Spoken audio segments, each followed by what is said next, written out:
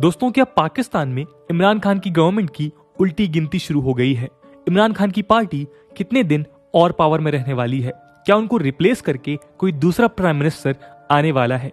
वो उन्हीं की पार्टी से होगा या फिर किसी और क्या पॉलिटिकल पार्टी ही रूल करेगी या फिर पाकिस्तान की मिलिट्री फिर एक बार सिविलियन गवर्नमेंट का तख्ता पलट कर देगी? आप सोच रहे होंगे कि हम आज ये क्वेश्चन क्यों उठा रहे हैं, लेकिन ये सवाल हम नहीं उठा रहे हैं। ये क्वेश्चंस पिछले कुछ दिनों से पाकिस्तान के पावर कॉरिडोर में गूंज रहे हैं। जी हाँ, और ये सभी क्वेश्चंस उस स्लिपरी स्लोप की तरफ इशारा कर रहे हैं जिस पर इमरान खान आज खुद को ले पहुंचे हैं। हालात आज इतने खराब हैं कि 2023 में होने वाले इलेक्शंस को जीतने की बात तो दूर, ऐसा लगता है कि इमरान खान अपना ये टर्म भी पूरा नहीं कर पाएंगे। लेकिन वो यहाँ पहुंचे कैसे? ऐसे हालातों के पीछे आखिर कारण क्या है? और क्या स्कॉलर्स पाकिस्तान में एक मिलिट्री कू की बातें कर रहे हैं? आखिर क्यों पाकिस्तान की आर्मी इमरान खान से नाराज है? आज की वीडियो का मकसद पाकिस्तान में हो रहे इसी पॉलिटिकल टर्मोइल को समझना है। तो चलिए शुरू। इन सभी चीजों के पीछे 3 कारण बताए जा रहे हैं। पहला, पाकिस्तान में इकोनॉमिक और पॉलिटिकल सिचुएशन का बिगड़ना। दूसरा, इमरान खान का कुछ एक्सट्रीमिस्ट मिलिटेंट ग्रुप के आगे सरेंडर कर देना। और तीसरा और सबसे इंपॉर्टेंट, वहां की मिलिट्री और सिविलियन गवर्नमेंट के बीच कुछ चीजों को लेकर डिसएग्रीमेंट्स का बढ़ना। चलिए इनको एक एक करके समझते हैं। दोस्तों, अगर पाकिस्तान के करंट हालात पर कुछ नजर डालें तो सबसे पहले जो चीज सामने आती है वो है उसकी crumbling economy. People are struggling there to make ends meet thanks to Imran Khan poor handling. Pakistan की करेंसी की वैल्यू दिन ब दिन गिरती जा रही है, डेब्ट्स पाइल अप होते जा रहे हैं, महंगाई बढ़ती जा रही है, IMF उनको लोन्स देने से इनकार कर रही है, इन्फ्लेशन रिकॉर्ड ब्रेकिंग हाइट्स पर पहुंच चुके हैं और पूरी इकोनॉमी कोलैप्स होने की कगार पर है। आपको जानकर हैरानी होगी कि आज इलॉन मस्क की नेटवर्थ पाकिस्तान की पूरी GDP से कई गुना ज्यादा है। खैर, इसके अलावा वहां पॉलिटिकल पोलराइजेशन भी अपनी चरम सीमा पर है। गवर्नमेंट के खिलाफ आए दिन प्रोटेस्ट देखने को मिल रहे हैं। डिप्लोमेटिक रिलेशंस भी कुछ खास अच्छे नहीं हैं। फिर चाहे वो अमेरिका हो, अरब स्टेट्स हो या फिर चाइना, सभी पाकिस्तान की हरकतों से परेशान हैं। और ये तो आप जानते ही हैं कि इंडिया के साथ उसके रिलेशंस एन ऑल टाइम लो पर हैं। तो बेसिकली इमरान खान का इकोनॉमिक और पॉलिटिकल रिकॉर्ड किसी डिजास्टर से कम नहीं है। टेररिज्म और रेडिकलिज्म की बात करें तो पाकिस्तान तालिबान, ISIS, खुरासन और बाकी टेररिस्ट ग्रुप का एक्सट्रीमिज्म आज अपने पीक पर है। इन ग्रुप्स के द्वारा दिए गए टेररिस्ट अटैक्स में जनवरी 2021 से अक्टूबर 2021 तक 300 से भी ज्यादा पाकिस्तानी अपनी जान गंवा चुके हैं और इसमें आधे से ज्यादा लोग उनके मिलिट्री पर्सनल्स में से हैं। और तो और आपको याद होगा कि पिछले साल फ्रांस में चार्ली हेब्डो को लेकर टेररिस्ट अटैक्स देखने को मिले। इनके पीछे और कोई नहीं बल्कि एक extremist Pakistani terrorist group Tehreek e Labbaik Pakistan यानी TLP का हाथ है। चार्ली हेब्डो केस को लेकर कई महीनों तक इस ग्रुप ने लाहौर की सड़कों पर प्रदर्शन किए और फ्रांस की एम्बेसी को बंद करने और फ्रांस के सभी प्रोडक्ट्स को बॉयकॉट करने की मांग की। उस समय तो TLP के लीडर को अरेस्ट कर लिया गया, लेकिन बाद में एक बार फिर TLP के आतंकवादी उनके लीडर को रिलीज करने की मांग करने लगे। कायदे के अनुसार तो इमरान खान को इस ग्रुप के खिलाफ स्ट्रिक्ट एक्शन लेना चाहिए था, बट गेस व्हाट, न केवल इमरान खान ने इस ग्रुप के 200 से भी ज्यादा आतंकियों को रिहा किया बल्कि इस ग्रुप के ऊपर से सभी रेस्ट्रिक्शंस भी हटा दिए। इमरान खान ने इस खतरनाक टेरर आउटफिट के आगे घुटने टेक दिए। कुल मिलाकर ऐसा लगता है कि इमरान खान शायद अभी भी आतंकवाद की समस्याओं को खत्म करने के मूड में नहीं है। इतना ही नहीं, रिसेंटली पाकिस्तान के सुप्रीम कोर्ट के द्वारा PM इमरान खान को कोर्ट में बुलाया गया। इसका ताल्लुक था पाकिस्तान के एक दूसरे टेररिस्ट ग्रुप तहरीके तालिबान पाकिस्तान से।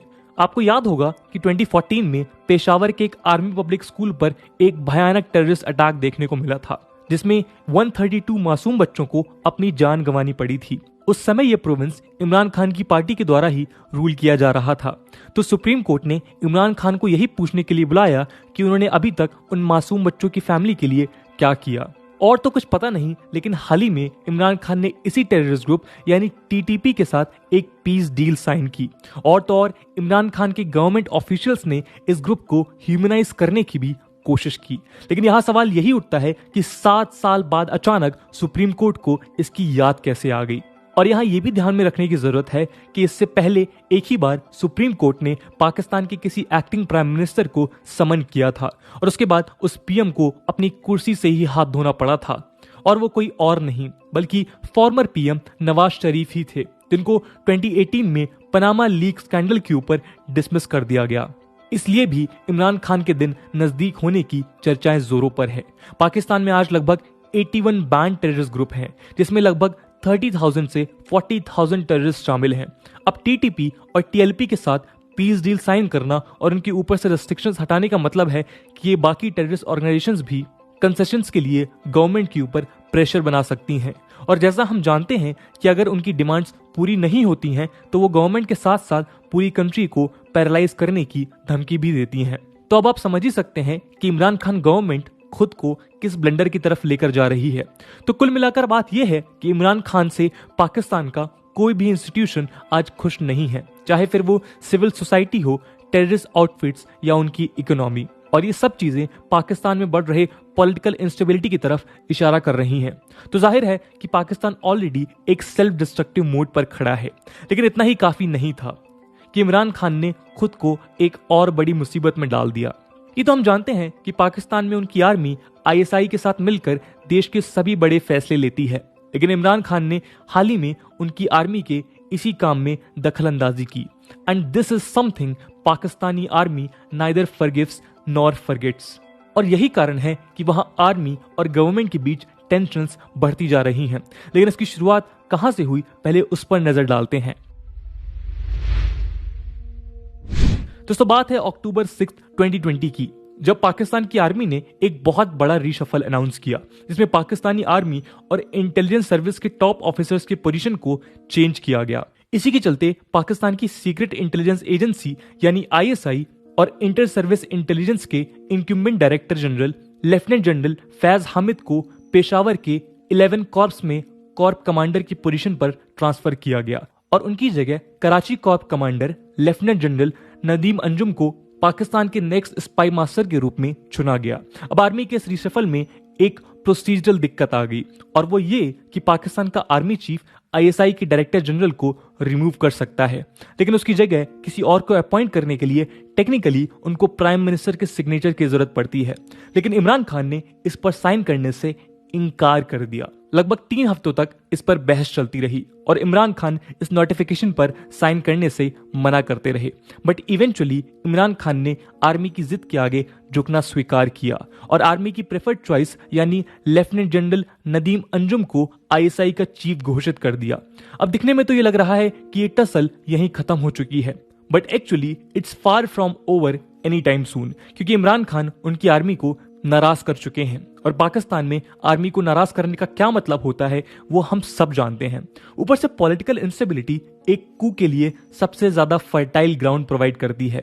इतिहास गवाह है कि जब जब पाकिस्तान में इस तरह का माहौल होता है तब तब उनकी आर्मी मौके का फायदा उठाकर तख्ता पलट करके सत्ता को हासिल कर लेती है।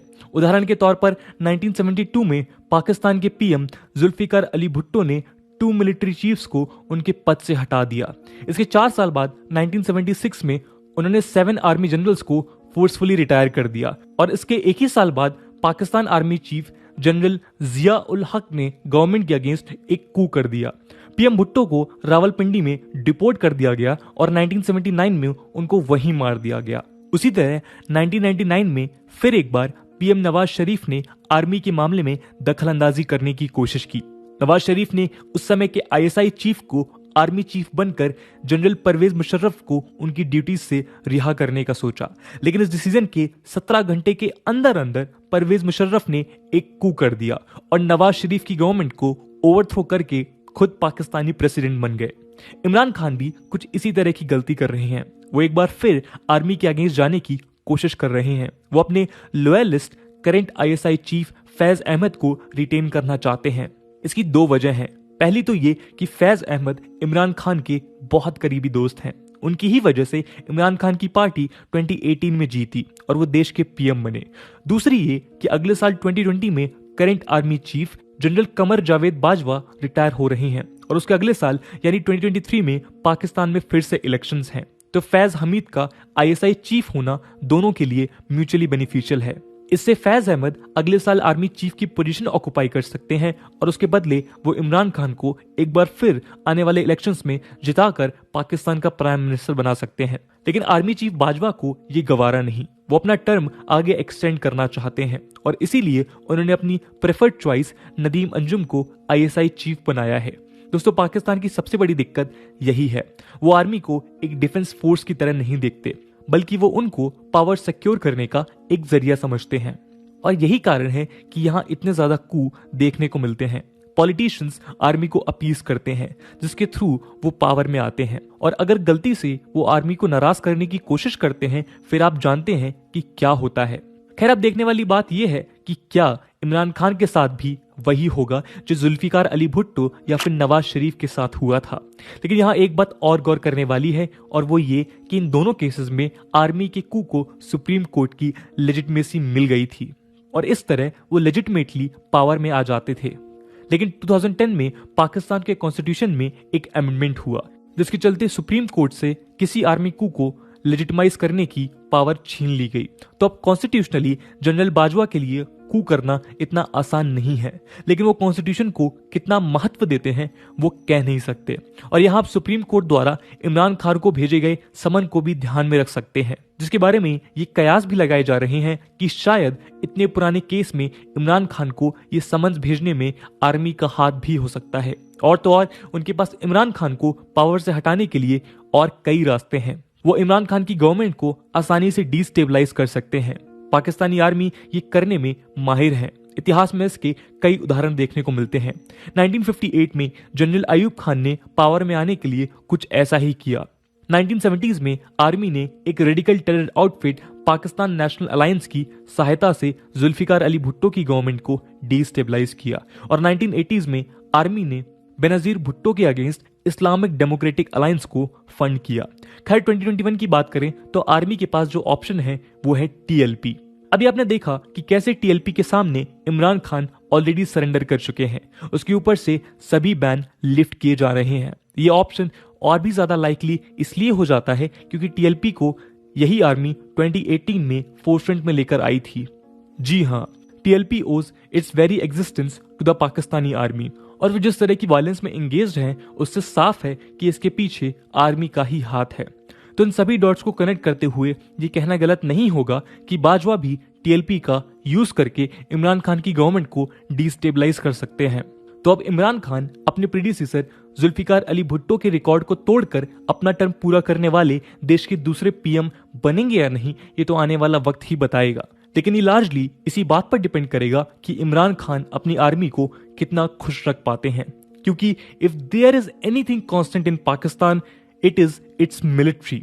Civilian governments come and go but the military reigns there forever. तो दोस्तों, ये थी कहानी पाकिस्तान के एक और पॉसिबल मिलिट्री कू की। इस पूरे मुद्दे को लेकर आपका क्या ओपिनियन है? क्या कू होने की संभावनाएं हैं या फिर नहीं है? और अगर संभावनाएं हैं तो वो कौन से ऑप्शंस हैं जिसके थ्रू पाकिस्तानी आर्मी ये कू कर सकती है? कमेंट सेक्शन में जरूर बताइएगा।